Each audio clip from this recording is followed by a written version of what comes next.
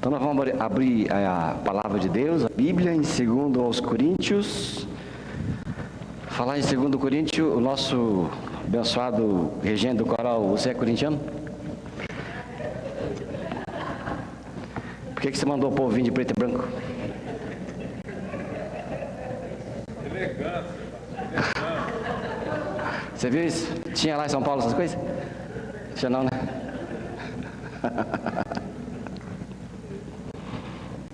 Vamos ler aqui a Bíblia, irmãos e irmãs.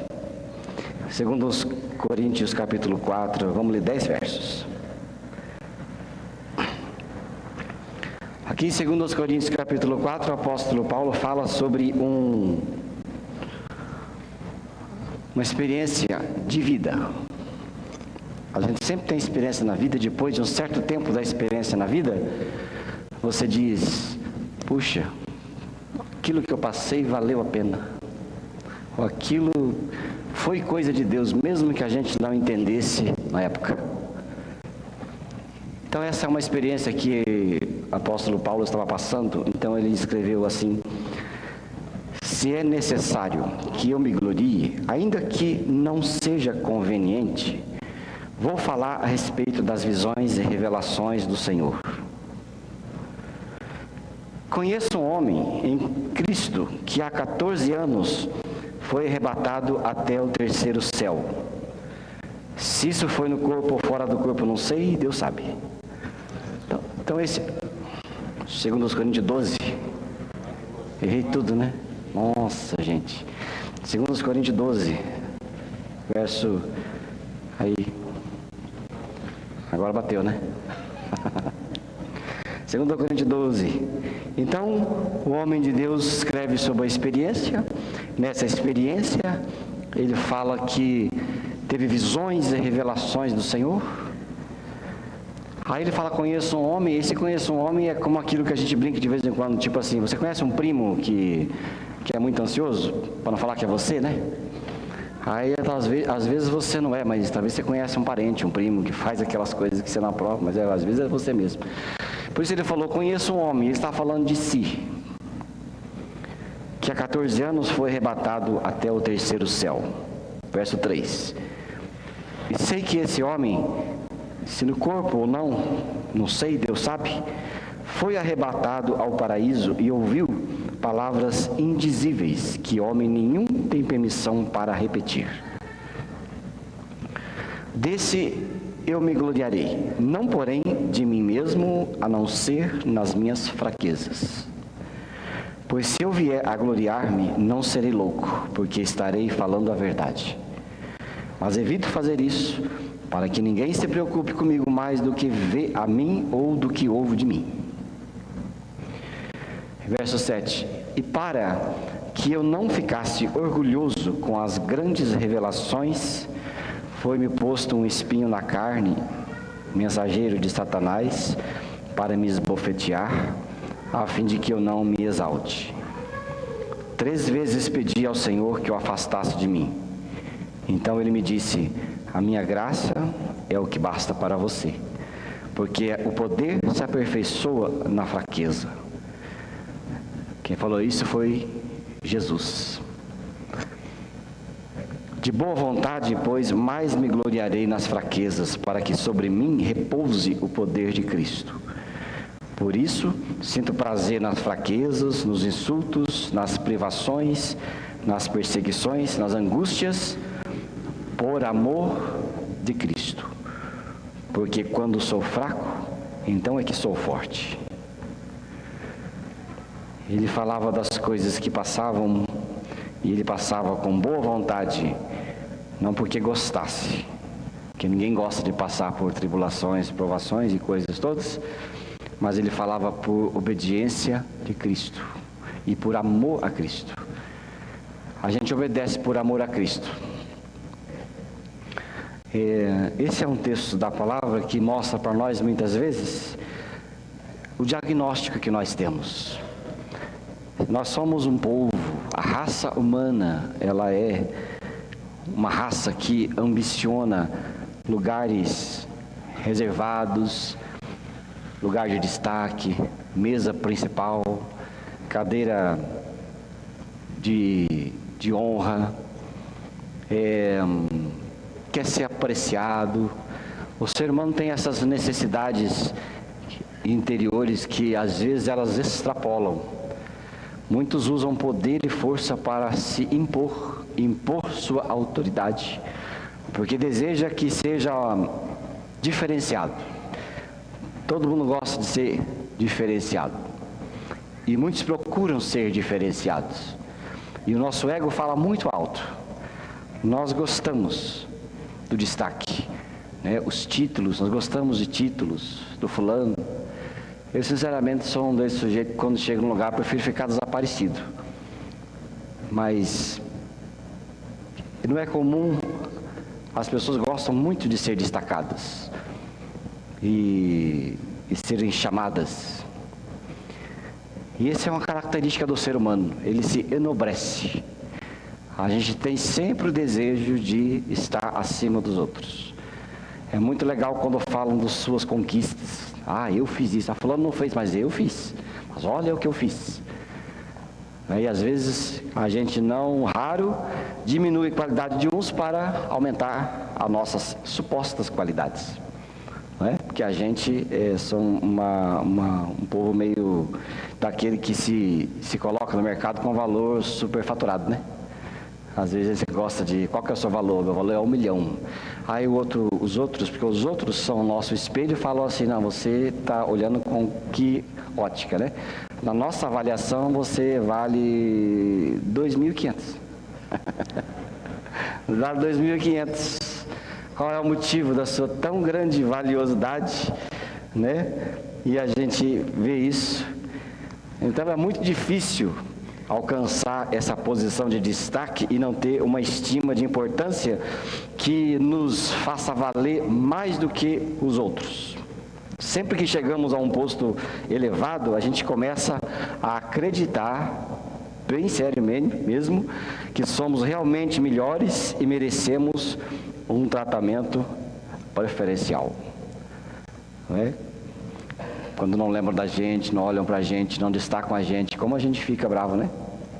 Como a gente fica turbinado de raiva.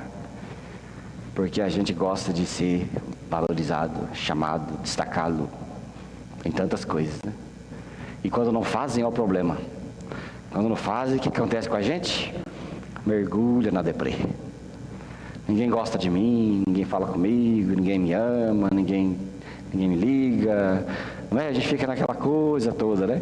Tem gente que vale até mais do que se dá, né? A gente pega muito pessoas ao contrário. Às vezes a gente vai conversar com alguém meio deprimidinho e a pessoa fala, mas ninguém gosta de mim nessa igreja. Aí fala assim, mas criatura, como você fala uma coisa dessa? A gente vê que todo mundo gosta de você. Se você morresse agora e tivesse um funeral, você vê quanta gente estaria lá.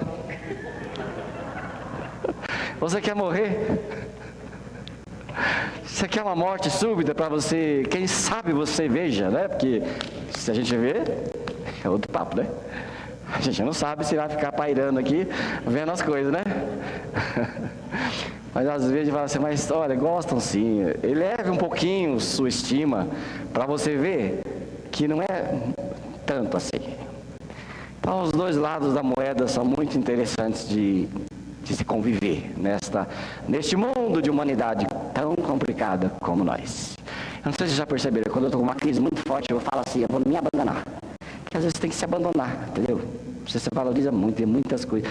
Às vezes tem que se abandonar um pouco. Não ficar pensando e dar-se uma abandonada até que as coisas voltem à normalidade. Porque em Rio Turvo a gente não consegue enxergar muita coisa no fundo. E às vezes a vida da gente está meio assim, turva, e você não enxerga as coisas direito. É só a operação de Deus mesmo na nossa vida para nos deixar de volta ao prumo. Aqui na Bíblia chegamos na crise do apóstolo Paulo. Por alguma razão de Deus, de alguma forma que Deus quis, ele foi escolhido por essa revelação elevada, tendo chegado até o terceiro céu. Viu o que a Bíblia diz aqui? Foi até o terceiro céu, vi coisas, até uma palavra que eu não sabia que existia, indizível. Eu li aqui indizível, está escrito indizível, hein?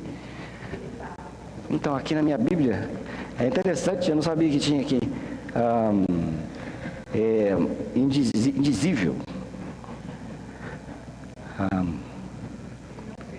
Não se diz. Qual verso que está isso aí? 4, deixa eu ver aqui. Aqui, ó. Foi arrebatado ao paraíso e ouviu palavras indizíveis. Eu não sabia que existia essa palavra. Achei que estava errado, mas está certo. Está aqui porque existe, né? Ele falou, ouvi tudo isso. Então ele admite que essa experiência foi muito incomum àquilo que se passou com ele. Coisas que não eram listas de serem faladas. Ou seja, ele falou assim, Deus proibiu que eu dissesse quando voltasse. Deus proibiu, tão elevado que é. Isso é coisa interessante. Algumas coisas a gente vê muito, tem coisa igrejeira. Por exemplo, é muito comum quando alguém, nas igrejas em geral, começa a ser usado por Deus, e aí começa a subir a soberba. Entende?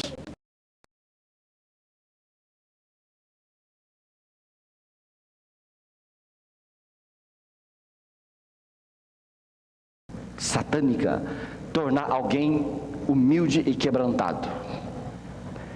Não faz parte. Então, sendo assim, a gente admite que o espinho na carne procedia dessa origem bem diferente do estilo do inferno.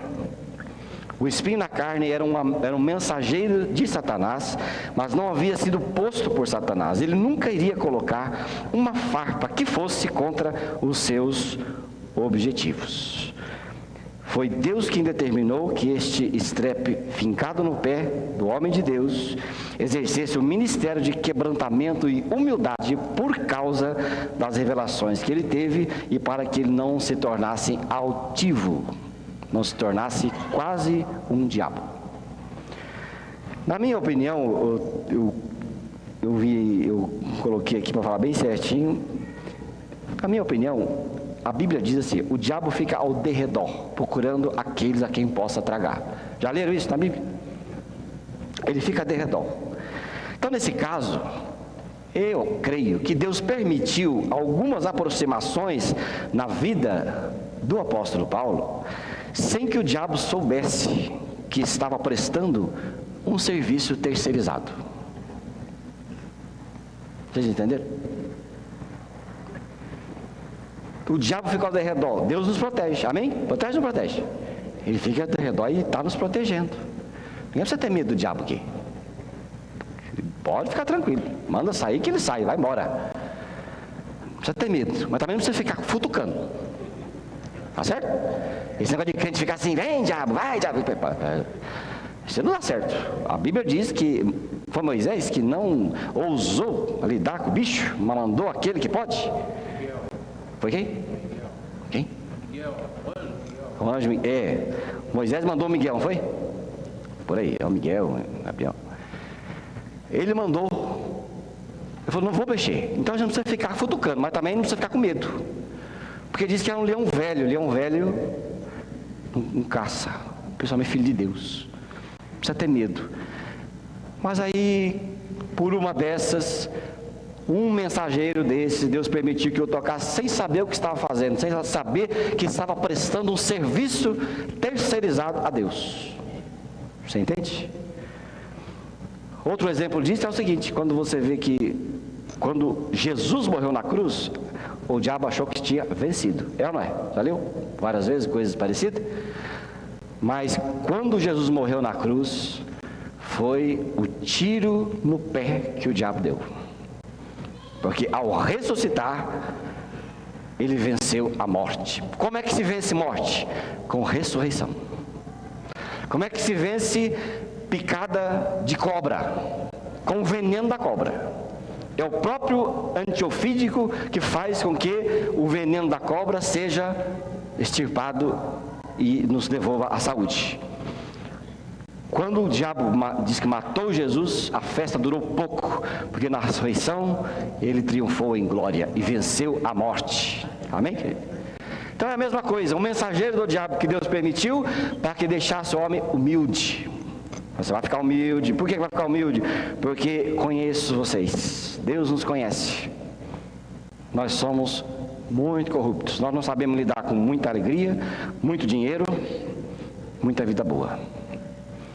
São 3 coisas que nos afastam de Deus e nos deixa iludidos com a independência de um superpoder que nós não temos e que as pessoas acham que tem.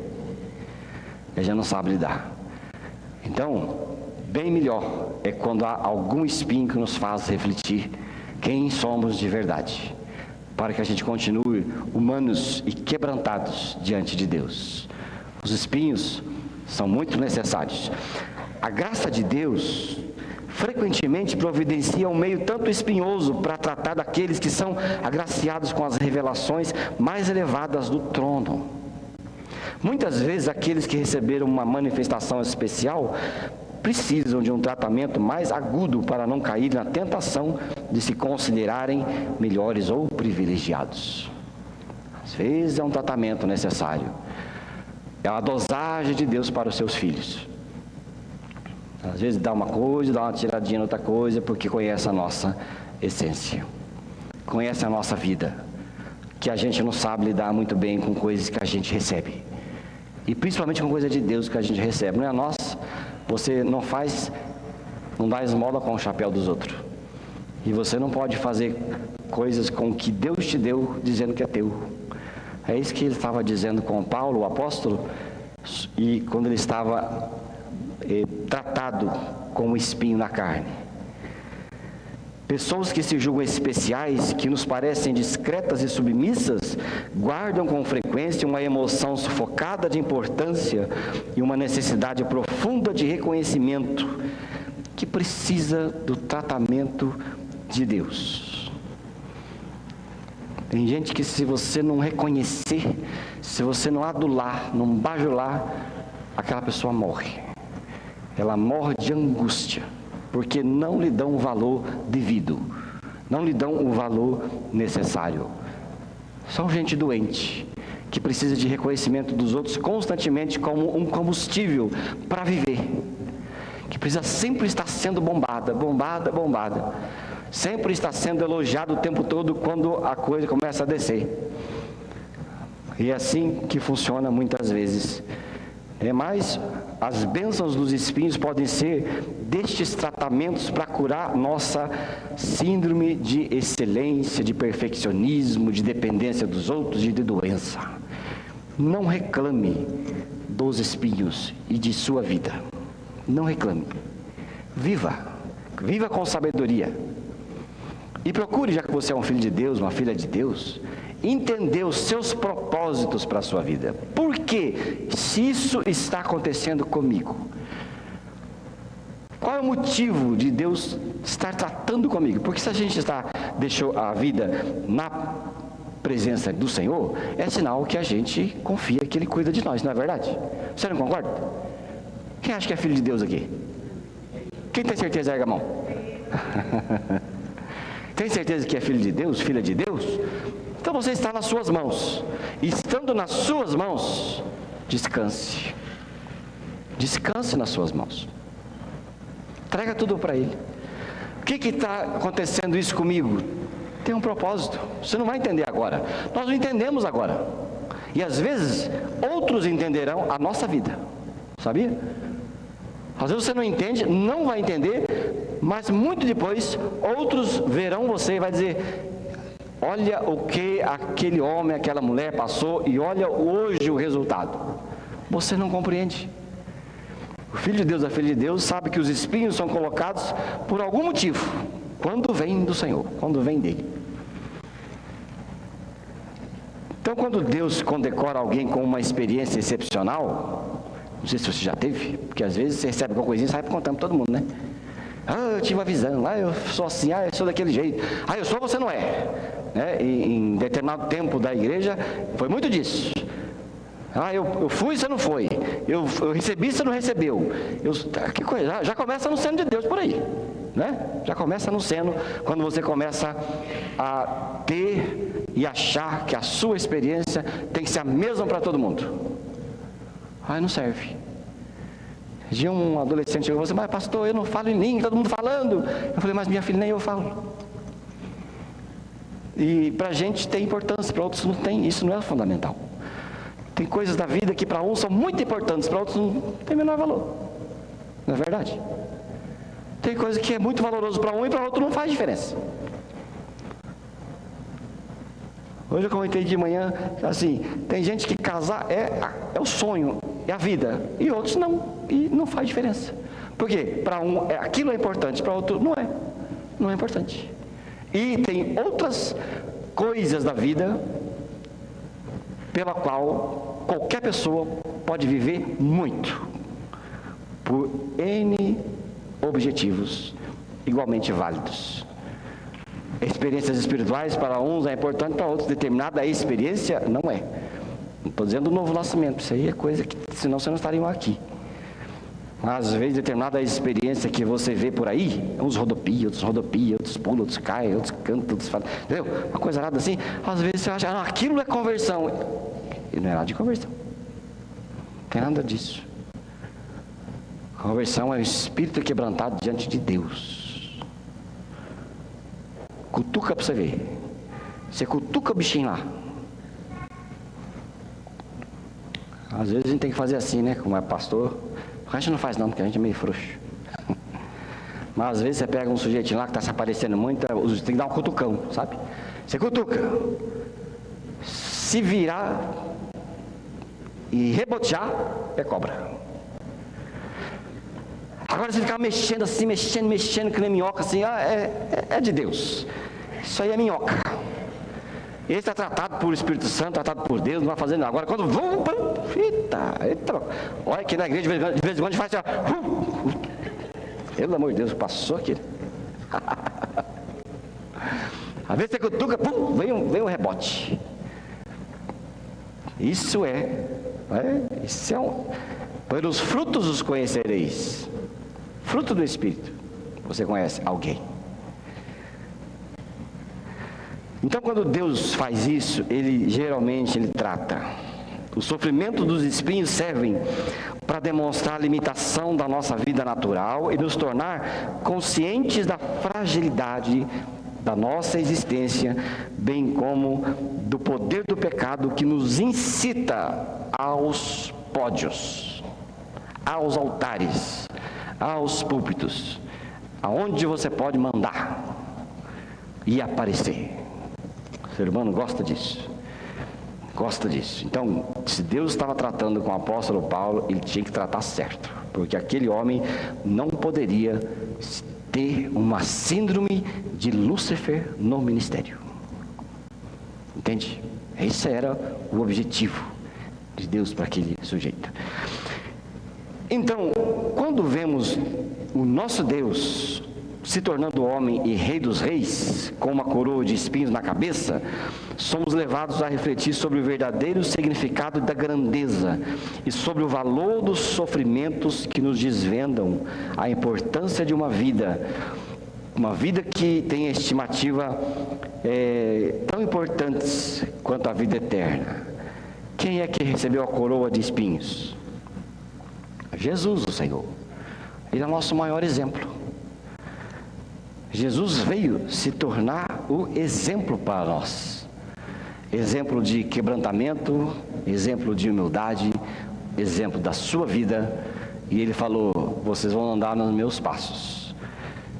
Verdadeiramente serão meus discípulos se vocês fizerem o que eu mando vocês fazerem. Crente que não é discípulo e não faz o que Jesus manda, não é discípulo e nem é filho. Ele é um religioso que está por aí. Tem gente nas igrejas que está nas igrejas porque cresceu nas igrejas, não sabe nem fazer outra coisa. Vou ser o quê se eu não sou daqui? Então, aí não fica de um jeito nem do outro, fica um negócio esquisito. Mas discípulo é o que observa a palavra. E ele fala: vocês têm que ser como eu sou. Então, o mesmo Paulo, apóstolo, escreveu lá em Filipenses 2, versos 5 e 8. Ele escreveu assim, eu não deixei lá e eu vou ler aqui. Filipenses 2, versos 5 a 8, ele fala qual é a nossa Qual é o nosso objetivo? Tenho entre vocês o mesmo modo de pensar de Cristo Jesus, que mesmo existindo na forma de Deus, não considerou o ser igual a Deus algo que deveria ser retido a qualquer custo. Pelo contrário, ele se esvaziou, assumindo a forma de servo, tornando-se semelhante aos seres humanos, e reconhecido em figura humana, se humilhou, tornando-se obediente até a morte e morte de cruz. Como pode o ser humano pequenininho querer ser tanta coisa, e o Criador do universo vir a este mundo, dar a sua vida por todos, morrer a nossa morte, pagar a nossa dívida, para que fôssemos livrados da condenação do pecado, e humildemente assim o fez? Por que deveremos ser diferentes? Por que eu devo ser altivo? Por que eu devo ser o que não sou, se o meu mestre foi tudo isto? Esse é o objetivo de Deus para nós e do Espírito Santo para nós. Lembre-se que Deus trata conosco. Você não trata com o seu filho? Às vezes eu vejo crianças dos outros fazendo coisa errada, eu nem ligo. Mas quando é a minha, eu corrijo. Não é assim que você faz? Com o nosso pai é a mesma coisa. Se você e eu somos filhos, nós somos tratados. Nós somos tratados como filhos. Você já teve a experiência de quando você for fazer uma coisa errada, alguém já viu? Na primeira vez? Quem já teve? Quem já teve? Só eu que teve? Só eu que tive? Não é possível coisa dessa.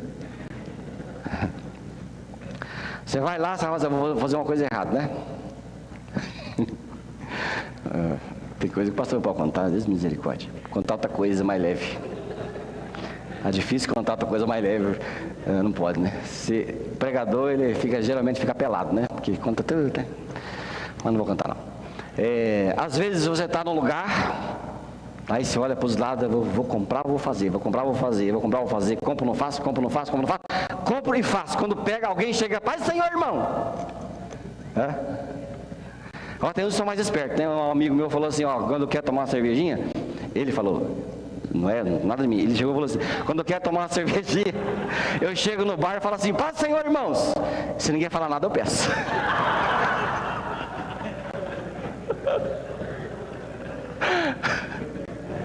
Já pensou? Chega lá no boteco, fala, Paz do Senhor, ninguém respondeu, tá liberado. É sinal que não tem ninguém suspeito. Mas olha, muitas vezes o crente é assim, ele nunca faz nada errado, quando faz, na primeira pega. Por quê? É Deus mandando para você não repetir. Por quê? Diz a Bíblia, eu não estou lembrado do verso, mas está lá, depois você procura, que Deus nos trata como filhos e não nos trata como bastardo, porque Deus não cuida de bastardo, cuida dos filhos. E Ele vai cuidar dos filhos. Vai cuidar dos filhos. Os filhos para Ele são importantes. Por isso Ele deve vigiar, deve andar com Ele. E esse foi o objetivo do nosso exemplo de Deus sobre nós. Se estivermos passando por algum tratamento específico em que os espinhos divinos estão rasgando nossa carne, devemos dar graças a Deus, porque Ele está cuidando com amor da causa profunda que impede a nossa evolução espiritual. O ser humano só cresce espiritualmente, irmãos e irmãs, em meio a porta estreita. Não estou dizendo que todo crente vai sofrer, precisa ficar com medo também.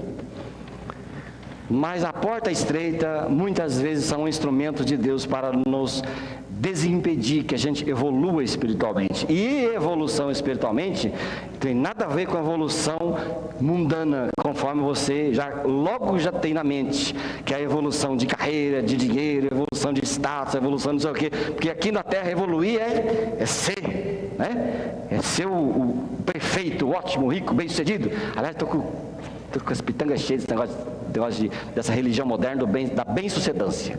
Agora ninguém presta mais se não for milionária. Pelo amor de Deus, que negócio é esse? Então, quando se fala do bem-sucedido, é isso. Quando o sujeito, você acha que é lá bem crescido, mas segundo Deus, O cristão bem-sucedido, ele não cresce para cima, ele cresce para baixo. Ele cresce para baixo. Ele faz o movimento descendente. É Deus que desce em nosso encontro e a gente desce na humildade e no quebrantamento. O ser humano religioso ou soberbo, ele quer sempre crescer. Ele quer ser, crescer, fazer, se mostrar. Mas se há alguma glória em tudo isso, é Deus quem dá. E alguém que cresce espiritualmente, ele cresce em direção às qualidades de Jesus, o seu Senhor. Quanto mais parecido com o seu Senhor, mais evoluído espiritualmente você será. Como é que eu vou crescer em direção ao meu Senhor para baixo? Vai ver os exemplos do Senhor, de Jesus.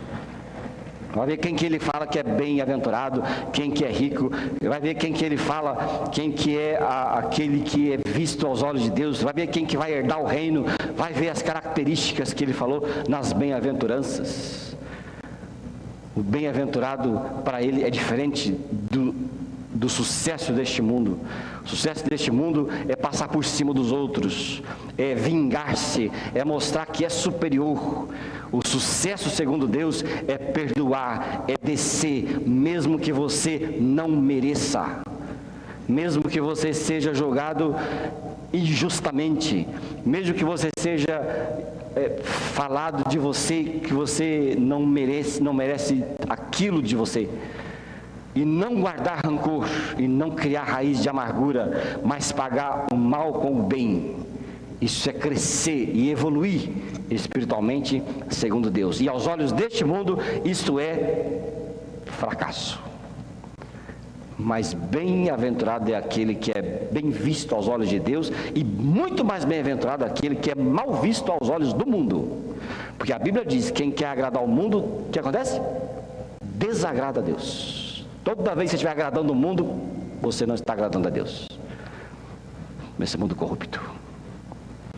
É os espinhos de Deus feitos para nós. Algumas vezes Deus precisa nos manter solitários para que tenhamos comunhão com Ele. Outras vezes Ele precisa nos derrubar de barriga para cima, a fim de olharmos para Ele. As fraquezas sempre abrem a porta para a nossa dependência dEle e nos mantém submissos à sua graça. Por que isso comigo? Uma vez lá em Mandaguari, quando eu era pastor, irmão muito querido, fazia célula, ia para lá, para cá, para lá, para cá, e trabalhava na igreja, e tinha um lugar lá que o povo ia se reunir, e era um maluco de Jesus, porque às vezes a malucagem de Jesus também é prejudicial. Daí chegou o tempo que ele quebrou as duas pernas. Falei, mas pastor, as duas? Podia ser só uma, né? A gente saia arrastando. A outra, mas as duas? Não entendo. E aí o homem falou que não posso nem sair da cama. Depois que sarou, ele foi conversar com a gente lá. E testemunhar para todo mundo, não é para a gente, todo mundo ficava sabendo. Como Deus falou comigo enquanto eu estava naquela cama por 32 dias. De barriga para cima, sem poder me mexer. Deus falou tanta coisa boa comigo, me colocou no prumo, me deu mais tranquilidade, mostrou que não é eu que fazia a obra, que Deus fazia a obra, que eu não precisava ficar me matando. Mostrou tanta coisa para mim. Foi a visão dele. Não significa que Deus quebrou a perna dele. Não sei também. Se foi, não foi, não sei. Mas só sei que foi bom para aprumar o sujeito. Às vezes você fica de barriga para cima, por quê? Para olhar para cima mesmo. Olhar mais para cima. Ser mais dependente dele, mais dependente da sua graça, do seu Espírito. Então, por isso que o apóstolo Paulo falou aqui em 2 Coríntios 12:10, lá onde você estava aberto mesmo, você estava aberto. Então, ele concluiu como revelação do reino de Deus que o poder se manifesta como uma expressão de fraqueza e que as almas mais fortes são como o vinho que surge no lagar. O esmagamento da uva no lagar é o processo indispensável para a produção do vinho, assim como a fraqueza é o lugar correto para o derramamento do poder de Deus na vida do crente. Por isso que ele diz lá, pelo que sinto prazer nas fraquezas, nas injúrias, nas necessidades, nas perseguições, nas angústias, por amor de Cristo. Porque quando sou fraco, então é que sou forte. Está vendo? Aos olhos do mundo, quando você é fracassado, aí você tem valor aos olhos de Deus. Quando você é fraco aos olhos do mundo, você está sendo forte em Cristo Jesus. E você está no lugar certo. O lugar onde Deus quer te colocar. E fique tranquilo que Deus não vai levar ninguém para um lugar ruim, não. Vai levar para um lugar bom, sempre. Deus sempre tem uma recompensa sobrenatural, especial para aqueles que andam segundo o seu propósito. Ninguém perde ou sofre por andar e fazer a vontade do Pai. É o melhor lugar que você está, é dentro da vontade do Pai. Alguns vê a palavra de Deus e o próprio Senhor Jesus como uma cerca de prisão. Mas outros, pela sua ótica da graça, vê uma cerca de proteção. Porque assim é a vontade de Deus para nós. E para acabar, muitas vezes, Deus lubrifica os olhos dos seus filhos, escreveu alguém, com lágrimas para que vejam melhor a sua graça. O apóstolo Paulo viu no espinho um tratamento especial da graça de Deus e percebeu que na sua fraqueza se tornava extremamente forte com todo o poder que Deus manifestava à sua disposição. Alguém já disse que na presença das tribulações, algumas pessoas conseguem asas para voar acima do ciclone, enquanto outros compram muletas e se arrastam queixando-se da sorte. Precisamos ver com clareza se os espinhos da carne não são apenas agulhas cirúrgicas nas mãos do soberano operador, suturando com graça as feridas da nossa alma e curando a doença mais insidiosa da espécie humana, que é a soberba, a altivez de espírito. Graças ao Senhor pelas aflições que muitas vezes eles nos submetem, porque a nossa fé será sempre fortalecida diante dele. Amém, querido? Qual que é o seu espinho na carne? Identificou? Identificou qualquer? Identificou um tratamento de Deus na sua vida? Identificou alguma coisa? Se identificou, fique tranquilo. Você está nas mãos de um bom cirurgião. Eu queria que o pessoal do louvor fosse lá em cima. Minha filha queria muito fazer fisioterapia por algum problema que teve na perna. Mas a criança não conhece fisioterapia, quer fazer fisioterapia, vamos fazer fisioterapia e tal. Quem não conhece parece que é tão bom, né? Tinha 10 sessões, na terceira ela falou: pai, sarei, não quero mais ir não. Sarei, Deus o livre. Aquela mulher pega no meu pé e fala: vai muito. Mas filha, dói porque é pra sarar. Tem que fazer lá, né? Sua filha é fisioterapeuta agora? Né, Beli? Vai torcer o pé do povo lá e vai gritar. Mas você fala assim, ó, vai ser bom para você. Não desiste não. Você tem 10 sessões, mas hoje é a terceira. Não falta não, senão vai ficar pior. Tem que falar, tá? Senão você perde o freguês. Mas dói, pai, dói. A gente, quando tem os estrepes na vida da gente, com o cirurgião fazendo, mas tá lá, tá doendo, é para sarar. Fica firme. Vai sarar e vai ficar melhor do que era antes.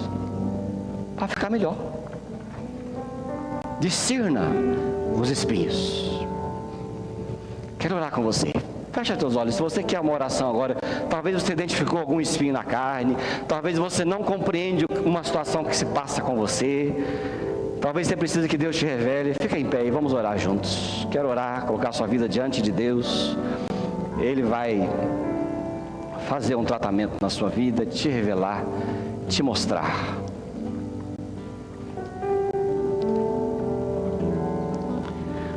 Nós oramos, Pai, nesta noite, na sua presença. Oramos em nome de Jesus, que a tua graça que tratou teu filho amado lá no passado, na tua história, que seja a mesma graça para as nossas vidas, tratando, ministrando e operando em nós o teu Espírito. Em nome de Jesus, Pai, para que muitos de nós possa compreender os teus propósitos. Dá a tua presença, a certeza da sua graça nas nossas vidas, a graça que nos faz fortes, suportar as tempestades, suportar os reveses da vida.